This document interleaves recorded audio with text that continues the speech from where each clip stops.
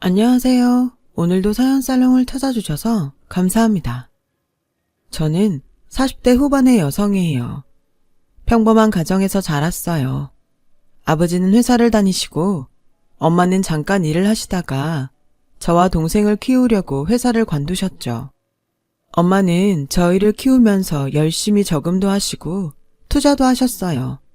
그 결과로 부모님은 저희가 대학에 갈 무렵에 공동 명의의 작은 5층짜리 건물을 갖게 되셨어요. 두 분이 열심히 산 결과여서 저와 동생도 뿌듯했고 부모님도 많이 좋아하셨어요. 저도 부모님처럼 열심히 살아야겠다고 다짐도 했고요. 물론 세상 일이라는 게 열심히 산다고 해서 뜻대로 되는 건 아니지만 후회는 남기지 않으면서 살자고 생각했어요. 그런 덕에 저는 대학 때 공부도 알바도 후회 없이 할 수 있는 한 다 해봤던 것 같아요. 그러다 보니 어느덧 졸업때가 다가왔어요. 저는 작곡을 전공해서 외국으로 유학을 가는 친구들이 많았어요. 하지만 저는 냉정하게 생각해 봤을 때 제 수준이 작곡으로 먹고 살 수 있는 정도는 아닌 것 같더라고요. 유학을 다녀왔다고 해서 그 돈을 쓴 만큼 결과를 낼 수 있다는 생각도 안 들었고요. 그래서 저는 유학이나 대학원 진학이 아닌 다른 길을 선택했어요. 바로 돈을 벌 수 있는 음악학원을 차렸어요. 부모님은 저한테 어느 정도는 뒷바라지 해줄 수 있으니 대학원이라도 가라고 하셨지만 저는 그러고 싶지 않았어요. 제가 어느 수준인지 정도는 파악하고 있었거든요. 대학원에 간다고 해서 그렇게 열심히 할 것 같지도 않았고요. 저는 제가 그동안 일하면서 모아놓은 돈에다가 대출을 받아서 학원을 열었어요. 제가 4년제 대학에서 음악을 전공한 원장이라는 걸 중점적으로 홍보했더니 학생들이 점점 모여들기 시작했어요. 저도 학생 한 명 한 명 열심히 가르쳤어요. 학원은 1년이 지나자 학생 수가 굉장히 많아지더라고요. 혼자서는 감당이 되지 않아서 저와 함께 하루 종일 있을 부원장과 시간제로 와서 애들을 가르칠 선생님들 둘을 더 뽑았어요. 이 정도면 젊은 나이에 성공한 것 같은 기분이 들어서 스스로가 뿌듯하고 매일이 보람찼어요. 저는 학원이 잘 되는 재미에 푹 빠지게 되었죠. 개원하고 4년이 되던 해에는 동네에서 제일 큰 건물에 2층 전부를 계약해서 학원을 옮겼어요. 엄마가 부모님 건물로 들어오라고 하셨지만 저는 부모님 도움 없이 하고 싶었어요. 또 제가 계약한 곳이 위치가 더 좋기도 했고요. 저희 학원의 장점은 무엇보다도 학생들한테 음악의 기본 리듬과 박자 감각을 탄탄하게 가르치는 거였어요. 그렇기 때문에 아이들이 나중에 어려운 곡을 하게 될 때도 박자를 세고 리듬 맞추는 걸 힘들이지 않고 곡을 익힐 수 있었거든요. 저는 실용음악에도 관심을 갖고 따로 신디사이저를 공부했고 학원에 실용음악 건반과 보컬 학생도 모집했어요. 그랬더니 의외로 중고생들이 많이 오더라고요. 성인들 중에서도 클래식을 배우러 오는 분들도 있었지만 전자건반 악기를 하고 싶다고 오는 분들도 많아졌어요. 하는 일마다 잘 되니 돈 버는 재미에 더 푹 빠지게 됐어요. 제가 29살이 되자 엄마는 자꾸 선자리를 만드셨어요. 네가 지금이야 젊으니까 돈 잘 벌고 좋겠지만 이것도 한때야. 30 넘으면 시간 금방 가? 얼른 좋은 사람 만나서 가정도 꾸려야지. 돈이 아무리 좋다고 해도 평생 혼자 살 거야? 내가 언제 평생 혼자 산댔어. 선 말고 그냥 만날 거야. 30 넘는다고 큰일 나는 것도 아닌데 너무 그러지 좀 마. 제가 젊었을 때만 해도 30이 넘기 전에 결혼을 해야 된다는 생각을 하는 사람들이 많았어요. 저는 엄마 성화에 못 이겨서 몇 번 선을 봤지만 전부 한 번의 만남으로 끝났어요. 그러다가 학원하는 친구들끼리 만난 자리에서 누가 저에게 소개팅을 해주겠다고 하더라고요. 제가 관심 없다고 했더니 그 친구는 그냥 만나보기만 해. 소개팅 한다고 다 사귀고 결혼하는 거 아니잖아. 미정이 너 남자친구도 없는데 심심하지 않아? 편하게 생각하고 마음에 들면 가볍게 만나봐. 라길래 마음이 움직여서 소개팅에 나가게 됐어요. 남자는 막 치과 수련일을 마치고 개업을 앞두고 있다고 했어요. 처음 만난 자리에서 이런 말하는 게 성급할지는 모르겠지만 저는 양미정 씨하고 한번 잘 사귀어 보고 싶어요. 라는데 당황스럽긴 했지만 저도 남자가 괜찮았기 때문에 몇 번의 만남 후에 사귀자고 했어요. 제 말을 끝까지 거절하시면 어떻게 해야 하나 되게 마음 졸였어요. 제가 정말 잘할게요, 미정 씨. 라며 어린애처럼 좋아해주니 기분이 나쁘지 않더라고요. 남자는 개업을 한 지 얼마 안 돼서 많이 바빴고 저도 학원 일이 계속 바빴기 때문에 자주 만나지는 못했어요. 그래도 일주일에 한 번 쉬는 날에는 꼭 만나려고 노력했죠. 그렇게 한 6개월 정도 지났을 때 남자가 느닷없이 결혼 얘기를 하더라고요. 나는 우리가 서로 바빠서 계속 제대로 만나지도 못하니까 차라리 결혼해서 같이 사는 게 나을 것 같아. 그게 경제적으로도 훨씬 도움이 되지 않겠어? 그 말도 일리는 있는데 갑자기 결혼 얘기를 하니까 좀 당황스러워. 만난 지 오래된 것도 아니고 결혼을 하자는 말을 할 만큼 서로를 잘 아는 것도 아니잖아. 오래 만났다고 해서 다 결혼하는 거 아니잖아. 그리고 난 우리 정도 맞으면 결혼해도 될 것 같은데. 그런 생각 해본 적 없어? 서로 모르는 점이 있다고 해도 그건 차차 알아가면 되는 거고. 라는 남자 말에 정말 고민이 됐어요. 이렇게 계속 만나다 보면 언젠가는 결혼하겠지라는 생각을 한 적도 있지만 너무 준비 없는 상태에서 말이 나오니 잘할 수 있을지 불안했어요. 하지만 남자는 계속 결혼하자고 조르더라고요. 저도 점점 엄마 말대로 30살이 되기 전에 결혼하는 게 나을 것 같다는 생각이 들기 시작하던 때였고요. 그래서 결혼을 하기로 결정했어요. 더 나은 남자를 만날 수도 있겠지만 꼭 그럴 거라는 보장도 없으니까 지금 만나는 사람이 제일 좋은 사람이려니 생각했죠. 부모님은 제가 결혼에 관심 없는 줄 알고 계시다가 제가 결혼을 한다고 하니까 두 분 다 많이 기뻐하셨어요. 남자가 치과 의사라고 하니 엄마는 직업 때문에 더 좋아하셨죠. 저희는 양쪽 집에 인사를 드리고 상견례를 가졌어요. 남자 아버지는 목재상을 한다고 하셨고 어머니는 평범한 주부였어요. 여동생이 한 명 있는데 해외에서 공부를 한다고 했고요. 남자 부모님이 생각보다 드센 것 같았지만 선입견이려니 생각했어요. 상견례 후 엄마는 조심스럽게 생각했던 것보다 부모님이 점잖은 분들은 아닌 것 같다. 남자애만 보면 그다지 나쁘다는 생각은 안 드는데 그래도 집안 분위기 무시 못하잖아. 라고 하셔서 저도 좀 망설이는 마음이 생기더라고요.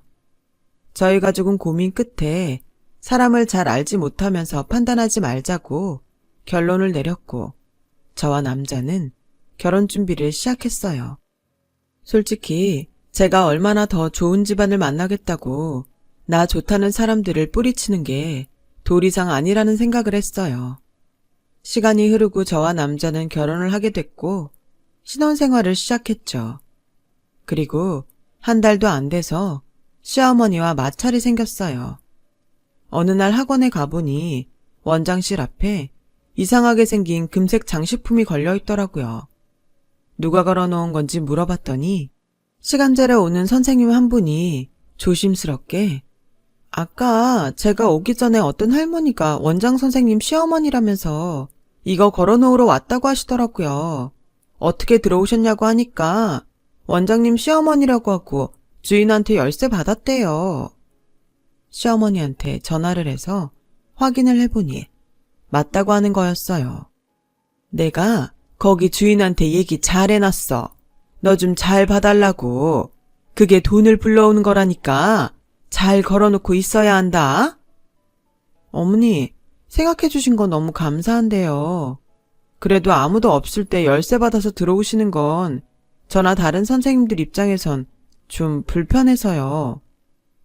내가 내 며느리 학원 가는 게 뭐가 어떻다고 그래? 내가 네 시어머니라니까 주인도 얼른 열쇠 주던데. 너도 참 별나다. 기껏 생각해서 갔는데 네가 이럴 줄은 몰랐구나. 아니요, 오신 걸 말씀드리는 게 아니에요. 문 열지 않은 시간에 저도 없는데 들어오셔서 그게 좀 걸린다는 거죠. 그리고 저 생각해 주신 건 너무 감사한데요. 앞으로 장식품 같은 건 저하고 의논하시고 사셨으면 좋겠어요. 그 말이 그 말이잖냐? 내가 한 게 다 마음에 안 든다는 거잖아. 됐으니까 그만해라. 라더니 전화를 뚝 끊어버리더라고요. 저는 건물 주인한테 시어머니한테 열쇠 줬냐고 조심스럽게 물어봤어요. 주인은 아주 곤란한 표정으로 내가 아무리 시어머니라고 해도 무슨 증거가 있는 것도 아니라 난처했어. 원장님 결혼식에 갔어도 시어머니까지 챙겨보는 건 아니잖아. 근데 하도 길바닥에서 큰 소리를 우기니까 어쩔 수 없이 줬지. 혹시 학원에 무슨 실수라도 했어? 나도 원장님 학원 잘 되고 평판 좋으니까 우리 건물 이미지에도 도움이 돼서 좋은데 문제라도 생기면 곤란하니까 당장 열쇠 바꿔줄게. 그런데 다음에 더 황당한 일이 생겼어요. 제 앞으로 무슨 청구서 같은 게 왔는데 200만 원이나 되더라고요. 시어머니가 학원에 걸어놓고 간 그 희한한 물건 가격이었어요. 그걸 일방적으로 사서 생색은 다 냈으면서 물건값은 저한테 내라는 거였어요. 그럼 네 학원 잘 되라고 걸어놓는 건데 네가 돈을 내야지. 그 돈을 왜 내가 내니? 그게 그렇게 싫으면 네가 반품해. 근데 한 번 걸었던 건 반품 안 해준다고 하던데 되려나 모르겠다. 저는 시어머니 사고방식이 너무 이해가 안 됐어요. 아무리 제가 잘 되라고 해준 거라지만 원래 그런 건 돈을 주고 선물하는 게 일반적이라고 생각했거든요. 남편도 자기 엄마가 한 일이 당황스러웠는지 엄마가 그러신 거 나도 몰랐네. 나이 많고 세상 물정 잘 몰라서 그러신 것 같으니까 이해 좀 해줘. 어쨌든 당신 잘 되라고 한 일이잖아. 남편 말대로 나이 많은 어른이니 그럴 수 있겠다 하고 이해했어요. 하지만 그 말도 안 되는 장식품 값을 물어야 할 때마다 너무 속이 상했어요. 장식품은 학원에 오는 사람들도 다 너무 이상하게 봐서 상자에 넣어뒀거든요. 그 뒤로 시어머니는 저 없을 때 한 번 더 학원에 오셨고 열쇠가 맞지 않자 제가 열쇠를 바꿨다며 뭐라고 하셨어요. 그때 저는 학원은 회사나 마찬가지라고 열심히 설명했고 시어머니도 못마땅한 눈치였지만 이해하고 넘어가는 것 같았어요. 그런데 몇 달 있다가 주말에 시댁에 갔더니 시어머니가 대뜸 니네 학원 인테리어 우리 승희한테 맡겨라. 승희 이번에 회사 들어간 거 알지? 실적 쌓는데 새언니가 좀 도와야지. 어머니, 저희 학원 인테리어 계획 없는데요. 지금도 나쁘지 않고요. 인테리어 해야 되면 학원 며칠 쉬어야 되는데 학생들 수업 계획에도 지장이 있어요. 니네 학원 크고 학생 수도 많은데 뭘 그렇게 애들 눈치를 보면서 장사를 하니? 그리고 학원 며칠 쉬는 게 대수야? 더 깨끗한 환경에서 하면 학생도 많이 오고 다 너 좋자고 하는 건데 뭘 그렇게 사사건건 따지니? 진짜 쟨 정을 붙일래야 붙일 수가 없어. 라며 성질을 내는데 정말 황당했어요. 신우 실적 때문에 인테리어를 다시 하라고 하더니 저를 생각해서 해준다는 말이 저는 너무 이해가 안 되더라고요. 거기다가 이제는 남편까지 한술 더 뜨는 거였어요. 시어머니 하는 말에 너무 하나하나 따지고 드는 것도 며느리로서 좀 자기를 돌아봐야 되는 거 아니야? 엄마는 나이가 있고 세상 물정을 잘 모르니까 그러실 수 있잖아. 모르니까 그게 아니라고 말씀드리는 거잖아. 그걸 보고 따지고 든다고 하면 어머니도 세상 어떻게 돌아가는지 계속 모르고 맨날 저런 말만 하실 텐데 내가 그 스트레스를 받는 건 괜찮다는 거야? 당신도 어머니 입장에서만 말하고 나한테만 이해하라고 하니까 점점 짜증나. 그렇게 싸우고 얼마 안 돼서 알게 된 사실이 있었는데 시아버지가 목재상을 하시는 게 아니고 건설 현장에 일일 노동자로 나가신다는 거였어요. 일일 노동자인 건 문제가 아니었어요. 저희 집에 목자상을 한다고 했던 것도 이해도 할 수 있고요. 오히려 힘들게 일하면서 자식들을 잘 키우신 게 존경스럽게 생각됐어요. 그런데 그 사실을 알게 된 일이 문제였어요. 시어머니가 시누이 결혼 얘기를 꺼내면서 저한테 혼수장만하는데 1억을 달라고 하시는 거였어요. 시누이가 대학 때부터 사귀던 남자친구가 있었는데 이번에 취직을 하고서 결혼하기로 했다면서요. 보니까 시댁 식구들이 전부 제가 1억을 내는 게 당연하다는 표정이었어요. 남편도 마찬가지였죠. 이유는 제가 제일 돈을 잘 버니까 제가 내야 한다는 건데 그게 이해가 되시나요? 당신도 내가 1억 내는 걸 당연하다고 하는데 당신 동생이잖아. 당신이 돈을 못 버는 것도 아닌데 그걸 내가 왜 내? 1억이 애들 장난이야? 하고 싶으면 당신이 해. 나 내 동생 결혼 때도 그렇게 돈 쓸 생각 없어. 항상 느끼는 건데 당신은 매사에 너무 계산적이야. 돈 잘 버는 사람들은 다 그래? 내가 치과를 너무 못 사는 동네에서 하다 보니 크게 돈 되는 환자가 없어서 그런 건데 그것도 하나 못 해줘? 당신 이제 우리 가족이잖아. 가족 중에 돈 있는 사람이 낼 수도 있지. 뭘 그래? 라는데 더 황당한 건 시아버지였어요. 자기가 가게라도 있어야 시누이 사돈 집에 면목이 있다며 1억을 못 줄 거면 자기 가게를 내달라는 거예요. 전 그렇게는 못한다고 딱 잘라 말했어요. 그때부터 남편과의 사이도 더 안 좋아졌어요. 저희 부부는 맨날 마주치면 싸웠고 언제 헤어져도 이상하지 않을 지경이었어요. 무엇보다 시댁 식구들이 전부 저를 이기적이고 자기만 아는 사람으로 몰아붙이는 게 너무 억울한 거예요. 결국 사태는 점점 심각해져서 시누이 결혼식이 한 달 정도 남았을 때 친정에서도 제 결혼 생활이 불행하다는 걸 알게 됐어요. 시댁 식구들의 아나무인도 알게 됐고요. 엄마는 결혼 전에 더 신중할 걸 그랬다며 후회하셨어요. 사람 인상 보고 선입견 갖는 거 아닌 것 같아서 조심했는데 인상이 맞을 때도 있었네. 미정이 너 이혼하고 싶으면 해. 이런 이상한 집에서 나오는 걸 누가 뭐라고 할 사람 있어. 또 있으면 어떠니? 내가 살고 봐야지. 남들 눈이 뭐가 중요해? 내가 전에는 다른 사람들 신경 많이 썼는데 이렇게 되고 보니까 그런 건 하나도 중요하지 않구나. 미정아, 네 인생이 제일 소중해. 그러니까 정 못 살겠으면 그런 사람하고는 이혼해도 돼. 라고 하셨지만 그래도 너무 성급하게 결정하는 것 같아서 망설여지더군요. 하지만 그러던 어느 날 우연히 남편이 친구와 통화하는 걸 듣게 됐어요. 잘 나가는 학원 원정이라고 하길래 소개하는 사람 말만 믿고 결혼까지 했는데 이건 뭐 고집 불통에다가 돈 한 푼 내놓을 생각을 안 해. 이럴 거면 내가 왜 결혼을 했어? 이런 사람이 강남에 내 치과 차려놔 주겠어? 친정집에 건물이 있으면 뭐하냐고. 늙은이들이 손에 딱 쥐고 내놓을 생각을 안 하는데 그걸 팔아야 나한테 돈이 들어오든지 할 텐데 그 건물 팔아서 돈 받을 때까지는 어떻게든 이혼만은 하지 말아야지.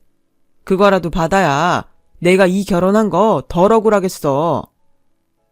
저는 그 말을 듣고 너무 화가 나더군요. 저야말로 억울한 마음이 들었어요. 남편은 그래도 저를 사랑했으니까 결혼했다고 믿었는데 제 돈 보고 집에 건물이 있으니까 결혼한 거였어요. 배신감 때문에 밤에 잠도 잘 오지 않더라고요. 결국 변호사 사무실에 가서 상담을 하게 됐어요. 저는 그날 집에 와서 짐을 챙겨 친정으로 갔어요. 남편은 제가 집을 나간 걸 알고는 전화로 난리를 치는 거였어요. 당장 오라고 소리를 쳐도 제가 꼼짝도 안 하니까 친정까지 쫓아왔어요. 그러자 엄마가 나서서 남편을 현관에서 못 들어오게 하셨어요. 자네, 우리 미정이 못 만나네. 내가 다 들었는데 자네 우리 집 건물이랑 미정이 학원 때문에 결혼한 거라며? 그렇게 돈을 목적으로 결혼을 해놓고 내 딸을 돈만 하는 이기적인 사람으로 몰아? 나한테서 더 험한 말 나오기 전에 얼른 돌아가. 그렇게 돌려보냈는데 며칠 후 시어머니가 학원에 찾아와서 시누이 상견례 때 참석해달라고 하더군요. 그래도 네가 아직은 형석이 안 사람이잖냐. 우리 집에 와서 며느리 신용이라도 해야 네 도리를 다하는 거 아니겠어? 하면서 갖은 말로 저보고 상견례 하는 곳에 오라고 하는데 아이들은 가르쳐야 되고 선생님들도 왔다 갔다 하는데 시어머니만 상대할 수 없어서 그럼 그날만 가겠다고 했어요. 그랬더니 신이 나서 자기 딸하고 남자친구가 찍은 사진을 보여주더라고요. 네 내 친정이 좀 산다고 우리 알기를 우습게 알았지? 우리 승희 짝은 니네보다 훨씬 부자야. 어디서 잰 척이야? 라며 부탁할 때와는 180도 다른 태도를 보였어요. 저는 잠자코 그 사진을 보기만 했어요. 저는 변호사 사무실에 가서 이혼하겠다고 정식으로 의뢰 요청을 했어요. 그렇게 한편으로는 조용히 이혼 소송을 준비하면서 한편으로는 학원 일을 전보다 더 열심히 했어요.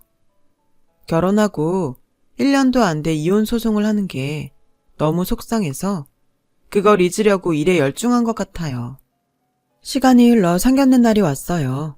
저는 집 앞에 온 남편에게 아무 말도 하지 않고 조용히 따라갔죠.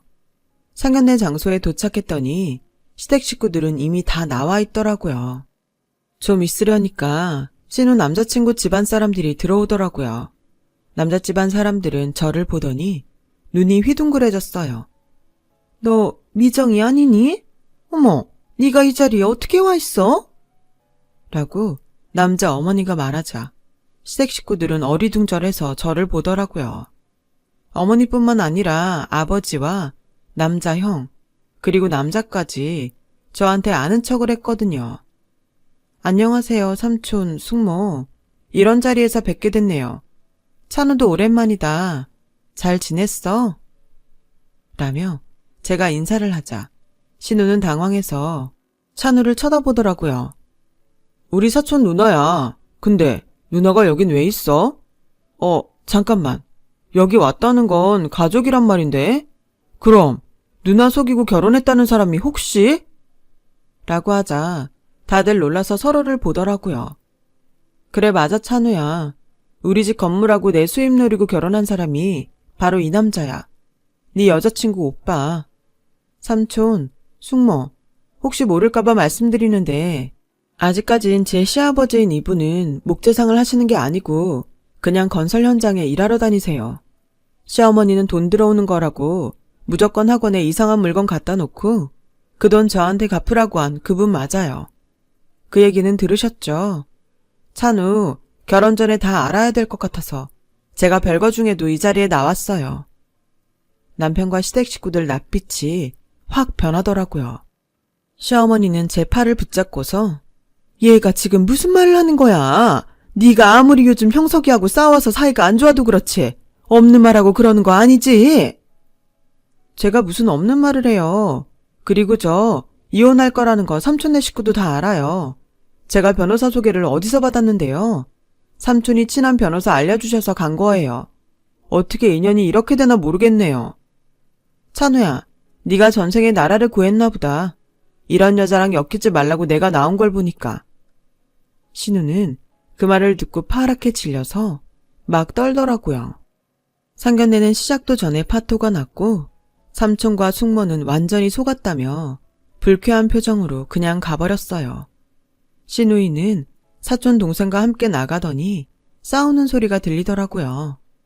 저는 원망스럽게 저를 보는 시댁 식구들을 두고 그 자리를 나왔어요. 며칠 뒤 삼촌 집에서 결혼 이야기는 없던 걸로 했다는 얘기를 들었어요. 게다가 남편이 새 들어있는 건물 주인이 저희 아버지랑 아는 사이여서 남편은 매일 전전긍긍한다고 하더라고요. 그도 그럴 게 남편이 몇 달째 월세를 내지 않고 있고 청소도 제대로 하지 않아서 갈등이 좀 있었다는 거였어요. 그걸 아버지한테 하소연하다가 남편이라는 걸 알게 된 거죠. 일이 이렇게 되자 시어머니와 남편은 저한테 몇 차례 와서 빌었어요. 얘, 내가 잘못했다. 정말 미안해. 내가 세상 물정을 모르다 보니 이렇게 됐어. 한 번만 다시 생각해보면 안 되겠니? 무슨 세상 물정을 몰라요. 너무 잘 알아서 남들 등쳐먹으려고 하신 분이잖아요. 아드님도 그거 쏙 빼닮았던데요. 그 세상 물정 모른다는 말 저한테 더는 안 통해요. 여보, 내가 정말 미안해. 당신 섭섭하게 했던 거 다 사과할게. 우리 다시 시작하는 마음으로 잘 살아보자. 응? 내가 그 말을 어떻게 믿어? 나를 본 게 아니고 그냥 돈 보고 결혼한 사람이잖아. 좋게 이혼해주는 게 나을걸? 안 그러면 우리 아버지도 가만 안 있을 거야. 그제야 포기하고 더는 오지 않더라고요. 이혼도 순순히 제가 원하는 대로 해줬고요. 그 뒤로 남편은 치과가 잘 되지 않아서 접고 건물을 나갔다고 하더라고요. 병원을 하면서 뭘 하고 얼마나 험하게 썼는지 벽이 성한 데가 없다고 주인 아저씨가 화를 내더라는 얘기를 전해 들었죠. 남편은 시골에 내려가서 치과를 하다가 다른 사람에게 면허증을 대여해 준 게 발각돼서 의사 면허가 취소됐다고 해요. 그 집안도 지방 먼 곳으로 내려가서 어떻게 사는지 소식을 아는 사람이 없고요. 인생에서 큰 액땜을 했다고 생각했어요. 몇 년 뒤 저는 다른 사람과 결혼을 했고 지금은 아들, 딸 낳고 잘 살고 있어요. 사촌동생도 좋은 사람을 만나서 결혼하고 잘 살고 있고요. 저야 나쁜 일을 당했지만 그래도 제가 사촌동생 인생을 구한 것 같아 잘 됐다고 생각하고 있어요. 사람이 마음을 곱게 써야 무슨 일이든 잘 풀리는 법인 것 같습니다. 저희 지나온 얘기 들어주신 분들 감사드려요. 지금 힘든 일이 있어도 좋은 날이 올 거예요. 건강이 최고입니다. 모두 건강하세요. 여러분, 사연 댓글에 응원과 현명한 조언 부탁드려요. 좋아요와 구독은 저에게 큰 힘이 됩니다. 오늘도 좋은 일 가득하세요.